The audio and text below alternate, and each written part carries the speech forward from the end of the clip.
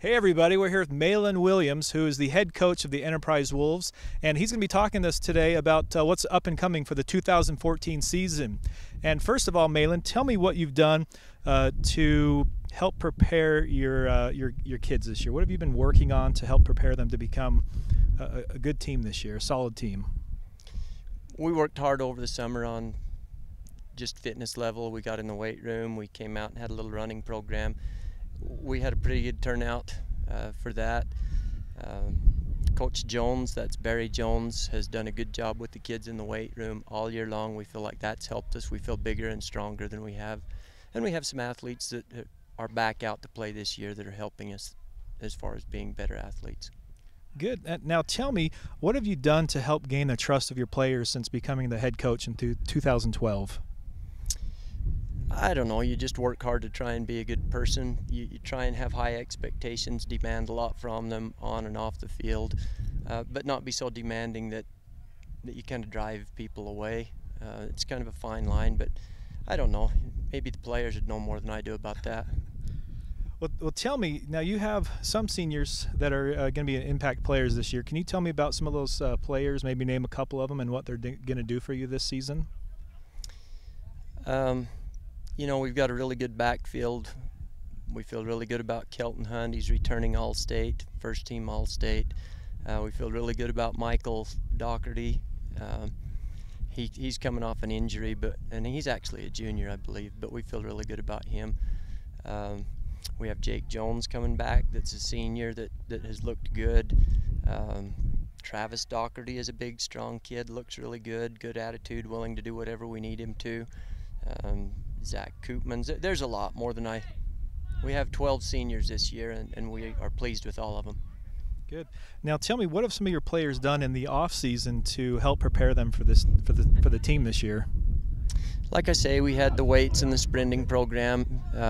Some of those, Brandell Shumway really worked hard, looked good. Chris Schock really worked hard and looked good over the summer. Joey Payne worked hard, looked good over the summer. It's been exciting. Good. Now tell me, is it Ricky Ramos? He was your wide receiver last year. Is that right? Yes. And now tell me, what's his role this year? What's he going to be focusing on? Well, he plays wide receiver. He's got really good hands. He's shifty when he catches the ball. He is a good cornerback. Is disciplined, so you'll find him where he's supposed to be. And of course, everybody knows that he kicks. He's a great kicker. He's pretty solid from, I don't know, 45, even 50 yards. He can hit it. Now you did talk about Kelton and Brandell Shumway. Tell me the impact they're going to have this season, because you know, Kelton last year obviously had almost 1,400 rushing yards last year, almost 135 yards per game. Tell me the impact, or maybe the connection between those two, and maybe even adding Ricky Ramos in there. You know, those two, Kelton and Brandell, they have worked hard through the years, especially Brandell, to hide the ball. It's a big thing in the wing tee to make sure that the people don't know where the ball is, and I think that that's going to help. We may not have to put Kelton, his yards may not stay that high because Michael Doherty looks so good running the ball that we may be able to spread that out. So I think total rushing yards, they're going to stay high, maybe should go up, and Kelton should stay about the same, but teams will have a harder time keying on him, so hopefully he gets those yards with a few less carries. Now tell me, what are you doing off the field that you're doing to help your players improve academically and all around to be just great kids? Well, the school gives us printouts about their grades each week, and starting in about week 3, it's a little soon to be too harsh about this, but starting week 2 or 3, we start looking at those grades, and if they have any Fs, they can't play on Friday nights.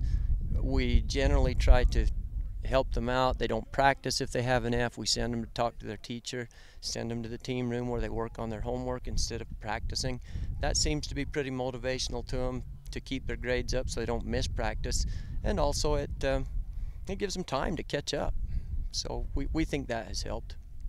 Who should we be looking for that's your up-and-coming players? Maybe some kids that we haven't quite discovered yet that you think may have a good impact, or maybe somebody to look for maybe even next year? You know, it's always kind of hard to tell, but we feel really good about Caleb Ney right now. That's kind of flying under the radar, but I think that you're going to see some good things from him, whether it's this year or next year. Caleb Koopmans looks good. He's young. Some of the freshmen that, people, they're a few years out, but AJ Anderson, we're really happy with how he looks. Ron Esplin looks really good. Everybody knows that Jazz and Jay Gardner are great athletes. Don't have Jazz, but Jay is working super hard, and he's going to be a great athlete. Great.